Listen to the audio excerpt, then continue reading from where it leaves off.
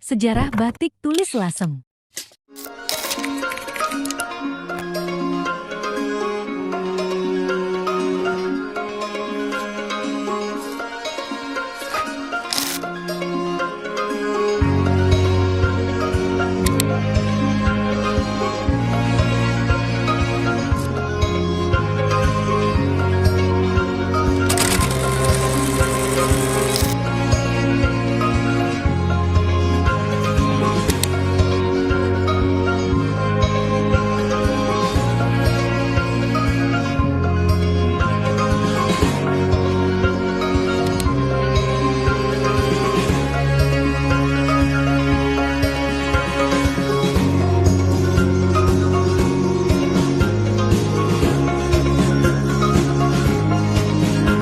Kali ini kita akan membahas sejarah batik tulis Lasem. Yuk simak video berikut ini.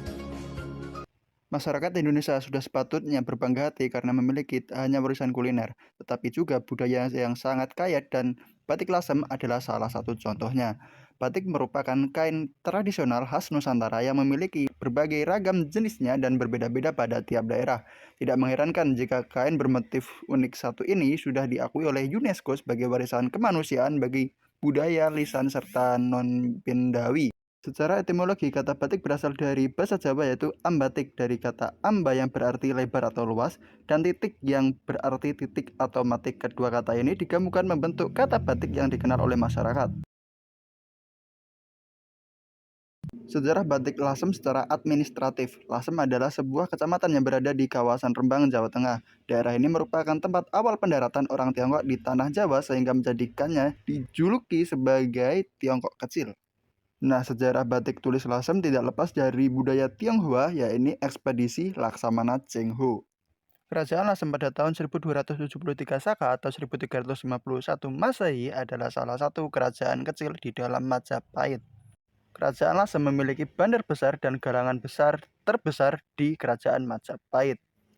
Pada ekspedisi Cheng Ho pertama tahun 1406 Masehi mengunjungi Tuban dan berlabuh ke Lasem untuk memperbaiki kapal dan menurunkan awak yang sakit untuk berobat. Pada ekspedisi Cheng Ho keempat tahun 1413 Masehi, salah satu nahkoda kapal Zheng He yang bernama Binang Un bersama istrinya Nalini dan kedua anaknya Binangna dan Binangti memutuskan tinggal di Lasem. Kagum atas kesuburan tanah di Lasem, tapi dengan syarat memajukan perekonomian di Lasem.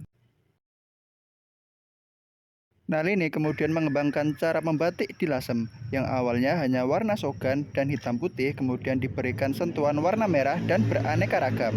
Nalini juga menjual hasil batik tersebut ke negara Campa dan beberapa negara lainnya. Nalini terus menjalankan bisnisnya hingga hasil batik buatannya berhasil dikirim ke seluruh wilayah Nusantara oleh para pedagang dengan memakai kapal. Karena motifnya yang unik, pada awal abad ke-19 batik Lasem mengalami masa kejayaan, bahkan hingga sampai diekspor ke Thailand dan Suriname. Pada tahun 1860, perusahaan batik mengandalkan 2.000 pekerja proses artistik dan 4.000 pekerja untuk proses lainnya. Batik Lasem mencapai masa keemasan ketika perusahaan batik dibangun oleh orang-orang Cina Lasem pada tahun 1860-an. Terjadi perkawinan silang antara penduduk pribumi dan Tionghoa menghasilkan akulturasi budaya yang berbeda. Demikian pula dengan kain batik. Keturunan mereka disebut peranakan, bahkan batiknya disebut batik peranakan. Sampai tahun 1931, Lasem memiliki 120 pengusaha batik dari keturunan Cina yang tersebar di desa Soditan, Gambiran, Karangturi, Babakan, dan Gedung Mulyo. Menjelang tahun 1970-an, kejayaan batik Lasem mulai mengalami penurunan. Melansir dari laman National Geographic, terungkap fakta bahwa industri batik pada tahun 1970-an berada di titik tertinggi hingga mencapai 144 perusahaan batik. Tetapi terus menurun pada tahun 2015. Hanya tersisa 30 perusahaan batik tulis Lasem yang ada di seluruh Kabupaten Rembang.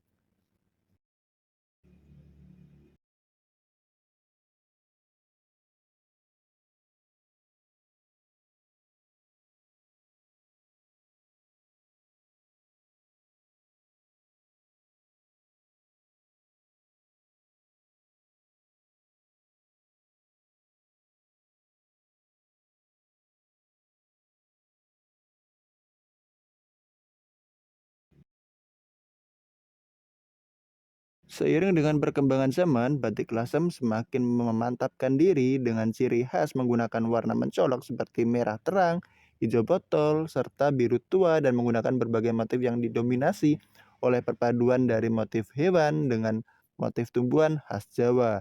Secara umum, batik lasem mempunyai dua motif utama, yaitu motif Tionghoa menggunakan gambar naga, burung hong, ayam hutan, dan lain sebagainya.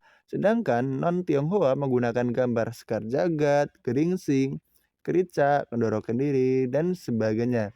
Setiap motif, baik motif Tionghoa maupun motif Jawa memiliki maknanya sendiri. Batik Lasem Naga bermakna berbagai harapan mulia dan simbolisasi perjalanan spiritualisme. Dalam tradisi Tiongkok, naga memiliki keterkaitan yang erat dengan sumber kekuatan yang luar biasa. Burung hong, motif burung hong adalah salah satu hewan legenda Tiongkok di zaman dahulu. Makhluk yang juga disebut Feng Huang ini menjadi lambang dari keindahan serta keabadian. Motif Gunung Ringgit. Motif ini merupakan manifestasi harapan supaya penggunanya selalu dilimpahi dengan kemakmuran. Gunung Ringgit berbentuk seperti kumpulan koin yang menggunung. Diharapkan pemakai batik ini dijamin semakin kaya. Motif Grinsing berasal dari kata Grin dan Sing. Gringnya artinya sakit dan sing artinya tidak. Diharapkan si pemakai bisa terhindar dari malapetaka, mara bahaya, dan penyakit. Motif Grinsing berbentuk seperti sisik ikan. Motif kawung ditafsirkan sebagai gambar bunga lotus atau teratai dengan 4 lembar mahkota bunga yang merekah. Lotus adalah bunga yang melambangkan umur panjang dan kesucian. Motif latuan, luasnya perairan Laut Lasem menghasilkan tanaman air yang lezat dimakan mentah dengan sambal yang disebut latoh. Pembatik membuat karya dalam batik pohon latoh ini untuk isen-isen. Motif lerek baganan. Motif ini berasal dari desa Bagan, Lasem, Rembang, Jawa Tengah. Motif sinografi. Motif ini adalah campuran antara batik Jawa dan Tionghoa. Ciri khas dari batik tersebut adalah tulisan Cina yang berisikan doa-doa. Motif lokcan. Motif ini menampilkan ornamen-ornamen berupa beberapa hewan khas negeri Tiongkok seperti naga, burung hong, gilin, serta kura-kura. Motif beras putih mempunyai makna rezeki yang melimpah dan lambang kesuburan serta kemakmuran.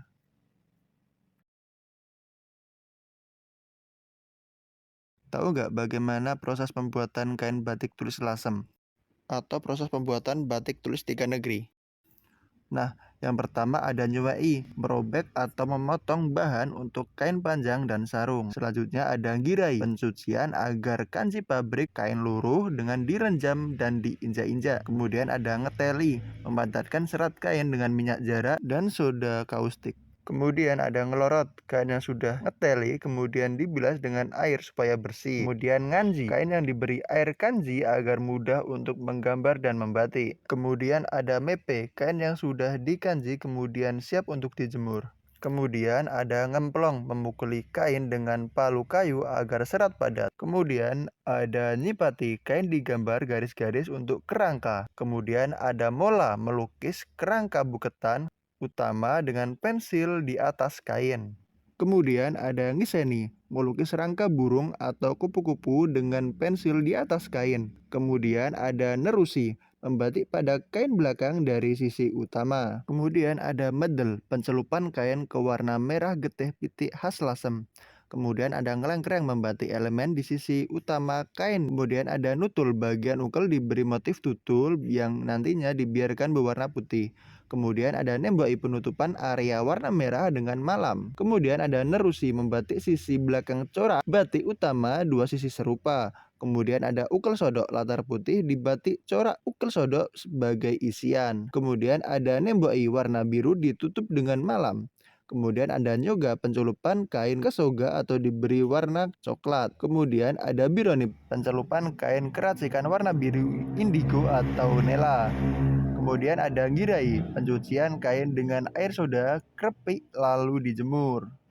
Kemudian ada ngelorot, meluruhkan malam dengan air mendidih. Kemudian ada ngeblok, mencuci dengan gerakan keras naik turun. Kemudian ada ngirai, selepas ngembyok kain batik kembali dicuci.